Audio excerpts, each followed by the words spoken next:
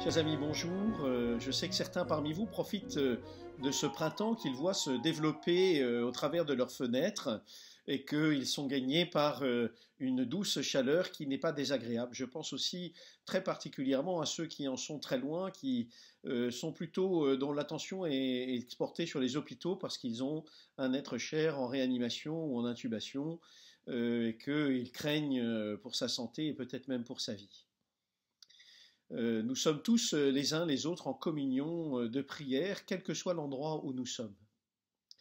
Et nous pouvons l'être d'autant plus que nous le sommes dans la prière, que nous le sommes dans le Christ. Je voudrais vous parler aujourd'hui d'une prière un petit peu particulière qu'on appelle la prière du cœur. Ce sont les pères du désert au IVe siècle. Vous savez, au IVe siècle, le christianisme est développé beaucoup en Égypte, notamment.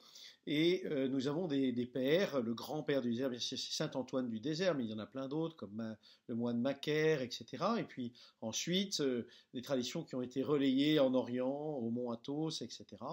Et qui ont développé une véritable école de prière qui est celle du nom de Jésus. Nous avons les pires difficultés souvent à prier. Nous avons du mal à savoir comment nous adresser à Dieu, à comment ouvrir notre cœur à sa présence. L'Épître aux Romains nous dit « nous ne savons pas prier comme il faut ». Et c'est vrai. Et parfois, c'est vraiment l'Esprit Saint qui doit venir dans notre cœur pour exprimer cette prière.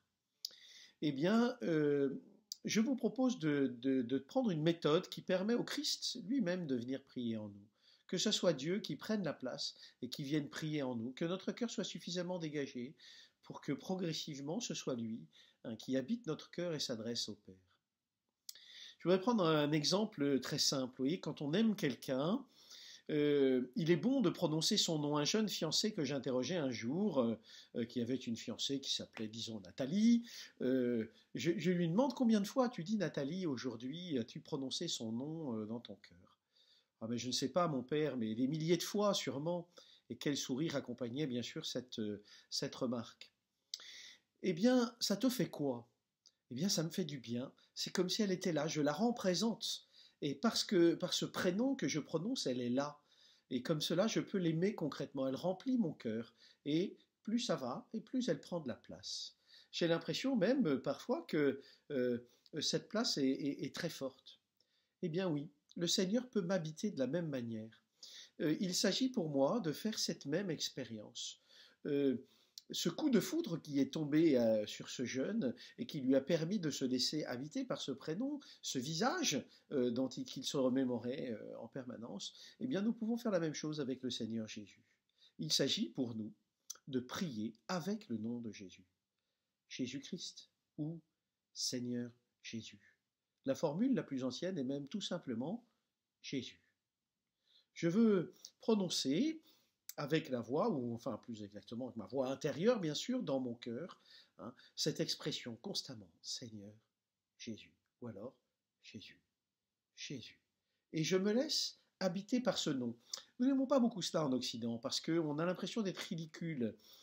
Et d'autant plus ridicule que c'est une expression presque, comme je le disais tout à l'heure, un peu conjugale, un peu amoureuse. Alors laisser le Seigneur habiter mon cœur de cette manière-là est toujours plus difficile. Et pourtant, petit à petit, si je laisse mon cœur être habité par ce nom que je répète sans arrêt, voici qu'il finit par avoir une influence malgré moi.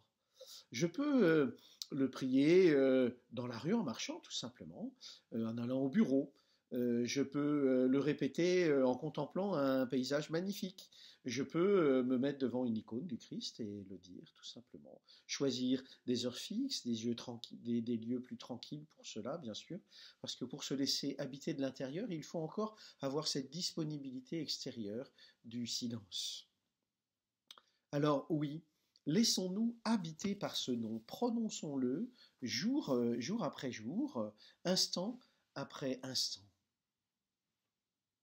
Vous pouvez commencer, si vous voulez, par implorer l'Esprit Saint. Viens, Esprit Saint, viens prier en mon cœur, viens au secours de ma faiblesse, pour que je puisse dire Jésus, Seigneur Jésus, Jésus, tu es Seigneur. Tout autre préliminaire est superflu. Vous savez, c'est comme pour nager, hein, vous qui peut-être êtes au bord de mer et la contemplez en vous disant que vous feriez bien un petit plongeon, mais c'est interdit. Eh bien, de même que pour nager, il suffit juste de se jeter dans l'eau et de se mettre à nager. Eh bien là, il suffit juste de se mettre en prière et de dire directement se dire ce nom de Jésus. Ce nom, le dire avec une attention bien sûr aimante, d'essayer de nous y attacher, d'y adhérer, de penser au Seigneur, de le répéter doucement, lentement, tranquillement. Vous pouvez le répéter au rythme de votre cœur, vous savez, en inspirant Jésus, en expirant Jésus, en inspirant Seigneur, en expirant Jésus. Et ne rien dire d'autre. Vous savez, quand Élie est dans sa caverne et qu'il entend le bruit du tremblement de terre, etc., il ne bouge pas.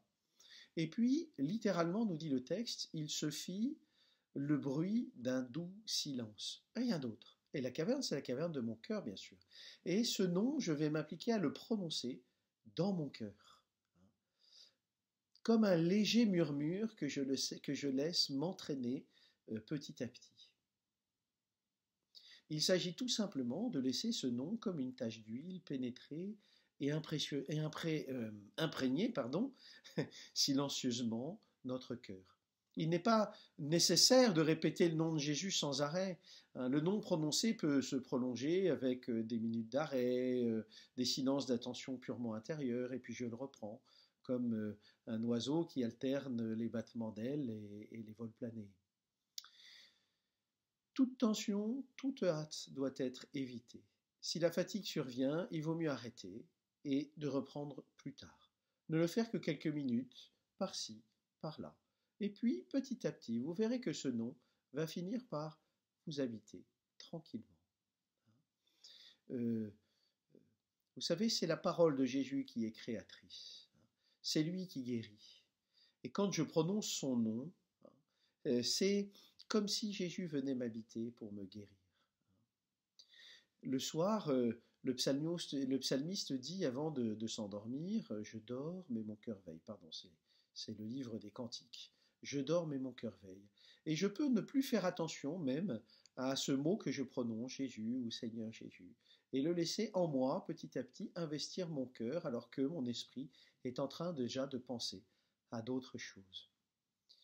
Je vous souhaite d'entrer dans cette prière toute simple que les moines d'Orient nous ont léguée comme une magnifique prière et qui nous permet aujourd'hui d'entrer dans cette intimité avec le Seigneur d'une manière un petit peu nouvelle.